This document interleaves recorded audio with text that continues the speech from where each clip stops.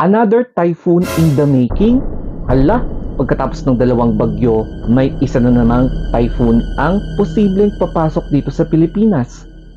As you can see, tignan niyo yung announcement ng Pag-asa, yung post nila as of 6 p.m. November 3, 2024. So, nakita nila yung forecast track ng bagyong ito na papunta at papalapit sa Luzon. So, ibig sabihin, apektado na naman kami.